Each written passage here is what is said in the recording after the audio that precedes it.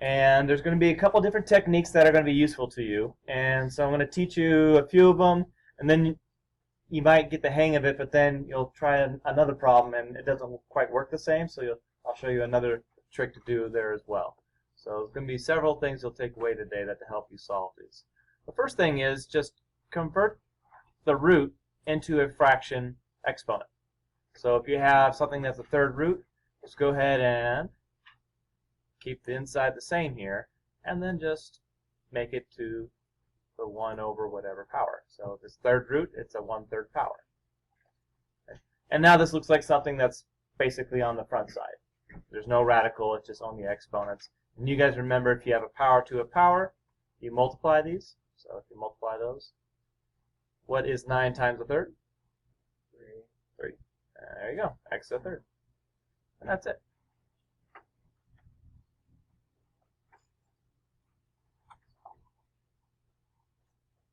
Good. So that works pretty well. We can try it on number 2 as well. So keep the inside the same, and then convert the root. So this is a 5th root. Convert that to a fraction exponent.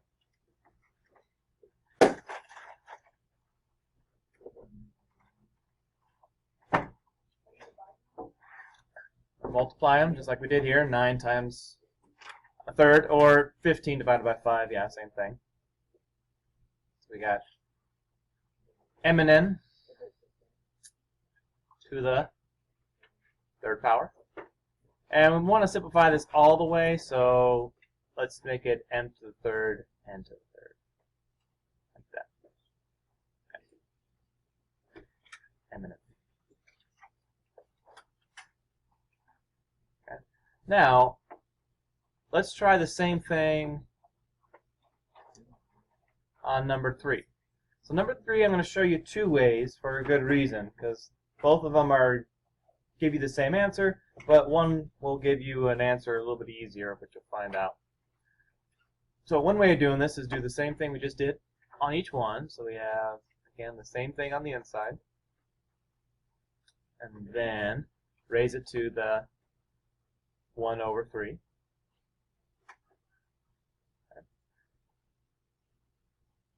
And just start on the inside, like order of operations says do parentheses first, so you start on the most inside parentheses first. So we have 8x to the 3rd squared, that's going to be 64x to the 6th. Now how come it's 64? Yeah, so remember we have to do 8 to the 2nd power and then multiply the 2 exponents. And then we can do the 3rd root of 64, and then multiply 6 times 1/3. Okay.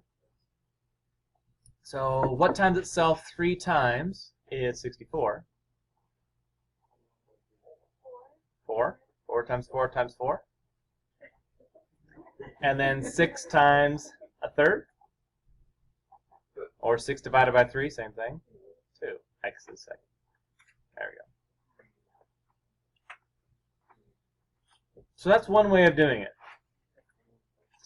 I want to show you another way, because it might be a little bit easier, and it's a method that you'll have to use on some other problems. All of these should be doable without calculators, by the way.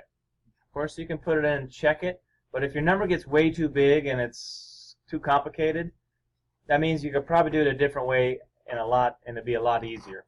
No calculator needed. Okay, so what I want to show you is that 2 times a 3rd and a 3rd times 2, that's the same thing. And you multiply these exponents when you have a power to a power, which means these are interchangeable right here. These 2 exponents are interchangeable. And that can be useful. If you try doing this problem right here and it gets too complicated or the numbers get too big, then you can always change these 2, and that might make it easier. Because if you take the 1/3 power first, it makes the numbers smaller, as opposed to squaring it, that would make it bigger. So remember, this is the order which you're going from inside to outside. This is the last thing you need to do. But it's good to have a smaller number at the beginning. So if we did it that way, we would have 8x to the third. And then right away, take it to the 1/3 power. And then square it. So I just switched these two exponents. The inside stayed the same. But this is a little bit easier to solve. So 8x to the third, all to the third root, or 1/3 root, is going to be 2. Right? Third root of 8 is 2. And third root of x to the third is just 3 times 1/3, which is x. And then we can square it. So you get the same answer both ways. Same problem done two different ways. But this one on the right-hand side, you notice that this got up to like 64, x to the 6. It got really big, and then we had to try to make it small again. This method keeps the number small from the very beginning, brings it right down to 2, and then when we squared it, it just went up to 4, just a little bit. And that can be very useful because the numbers can get too big for calculators even, and you have to do it this second method. Okay. So go ahead and try number 4. And ask yourself which of these two methods, A or B, would work on it. Okay. Let's see. So we have the same on the inside. There we go. Keep this the same, 27x to the third to the fourth. And that's going to be all to the 1/3 power. But then as you can see, if we did it this way, we'd have 27 times 27 times 27 and so on. So let's switch these two and do the 1/3 power, and that'll bring this to a smaller number. So we'll have 27x to the third now to the 1/3, and then raise that to the 4th power. Just switching those two, and just by doing that one little change, it'll make it doable. So instead of doing 27 to the 4th power, what's 27 to the 1/3 power? Just 3. And then 3 times the third is 1, so you get 3x.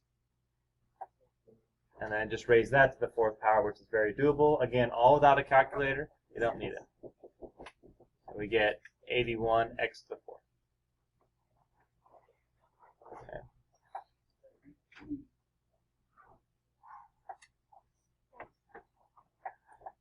Number 5 is kind of a, I don't know, don't overthink it. So 0 times x is just 0. And what's the 10th root of 0? 0, yeah. What times itself 10 times is 0? 0. Nothing more than that. Usually when 0 is involved with roots, it's a good thing. It makes it easier. All right. Go ahead and try number 6. It's got 2 parts. All right, just treat them as separate problems. Problem like 1 and number 2, and just treat them as separate. Do the whole first part first, and then try the second part second, and then at the very end you just multiply the two together. But treat them as individual problems. I'll try to do both of these at the same time. It's a little much. And this is a little more difficult one, so don't think the rest of them are like this. It's just a good problem to practice on. Okay, so try that out. This one. It's a little bit different. If we try the same thing that we have been, all right, that's a good way to start, but if it doesn't work, you have to try something else. Okay. So if we reverse these, it works just perfect. So we have 8y to the third to the 1/3 to the 4th. And it's just more practice of what we did earlier. So we get 2y, and then raise that to the 4th power, so that's 16y to the 4th. So most of you have that on your paper correctly. Now, oh, thank you. So, that's what most people had. Let's do the second one.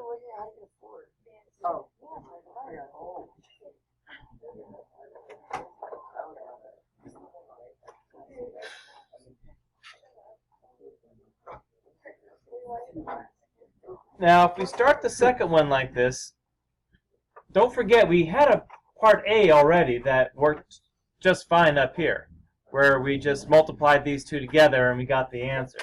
So when you learn a new technique, it doesn't mean use that every single time from here on out. It just means, well, now you have two things to choose from, and you might use one, you might use the other. So don't get in the habit of just always doing that. But if you do that and it doesn't work, you know there's another method, and not just to stop and say, well, I don't know how to do this one. So use both as needed.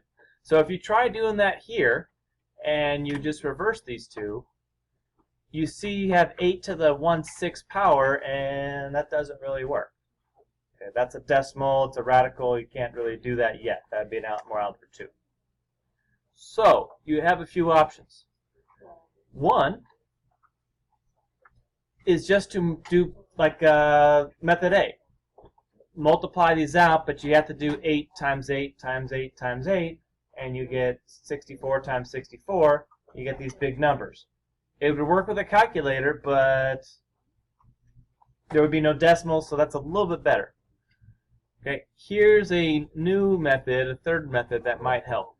You might note that when you raise a power to a power,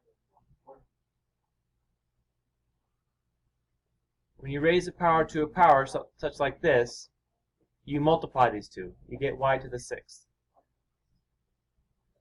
So we could do the same thing here, just multiply these two and see what happens. Right. And I'll do that little multiplication off to the side. 4 to 1 times 1/6 equals 4/6. But that reduces.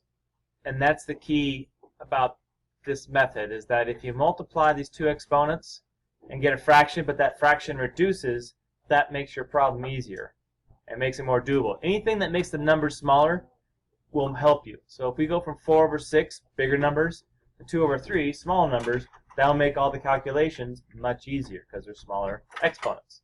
So let's go to the 2/3 power. All right.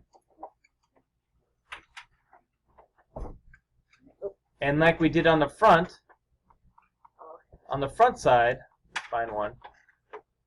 Remember, we had 3/2 here, and we broke it up into 1/2 and then third power. So we're using a little bit of this right here from yesterday. If we have a fraction, we can break it up into two parts. So we're combining basically everything together up to this point and using it all. So I'm going to break that up into a 1/3 power, and then raise that to the second power.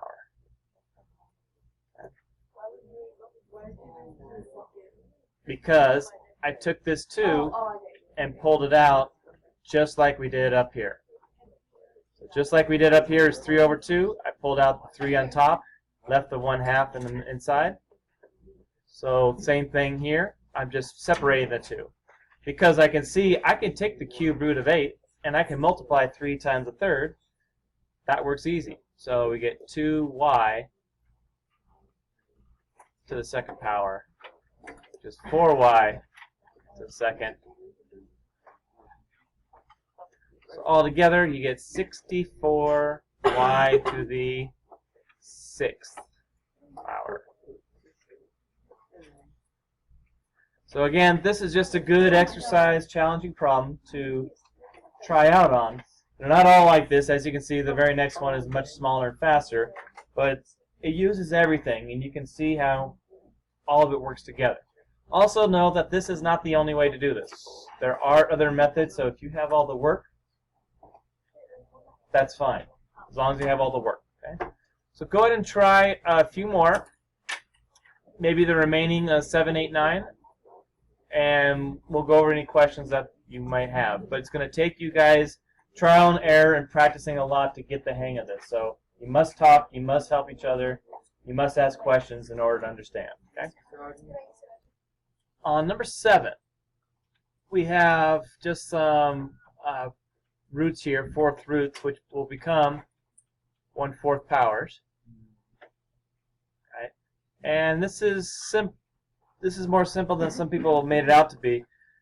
Remember number 1 and 2, we just multiplied these two together. So if you go back to those, it might be easier. So 12 times a fourth was just 3, and 8 times a fourth was just 2. And then we had to reduce these, so we had, remember this just means there's 3 x's on top, there's 2 on the bottom, and that they cancel out. So your final answer is just x. So don't forget to, after you do the new stuff with all the fraction exponents, don't forget you still have to do what we had been doing last week and just reduce completely. Okay. So 8, very similar. We have a square root, so we have y to the 1/4, right? And then to the 1/2 from the square root, and then to the 8th power. That's already out on the outside. Square root.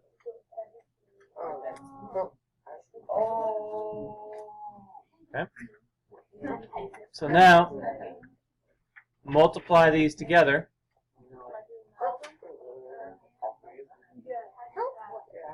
So let's do the first two.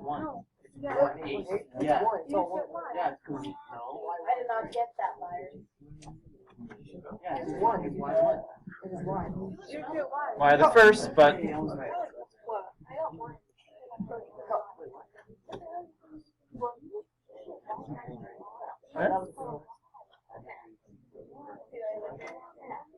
so remember, the problems we did earlier are for your example. If you look at a new problem and you say, well, I don't know how to do that, and just stop, that's when you go back and you look at your notes and you see, well, what is kind of similar to it. So like on the problem we just did, number 1 is very similar. It's to the 3rd root, so we made it the 1/3 power. So if you're saying, well, how'd you get 1/3? Where'd that come?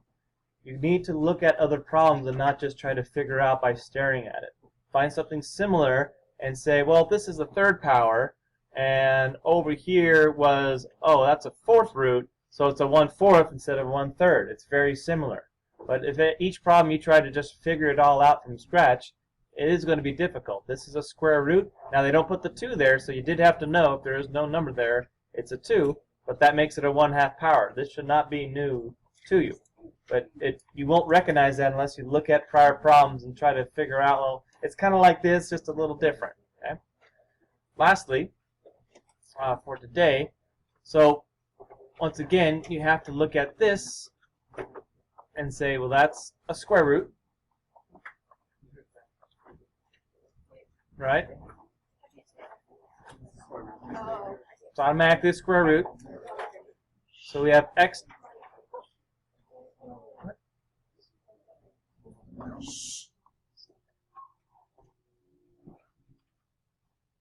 This is automatically a 1/5 power, right? And this is now a 1/2 power. Now be careful, because you might be tempted just to multiply these because we've been doing a lot of multiplying. But recall that if you have x to the 3rd and x to the 2nd, what does that equal? X to the 5th. We get that by adding because there are 3 x's here, 2 x's here, which make 5. So we have to add those two, not multiply them. So 1/5 plus 1/2 equals what? 7/10. Alright, so let's go back to 5th grade. Multiply top and bottom by 2. Multiply top and bottom by 5. 2/10 plus 5/10 is 7/10.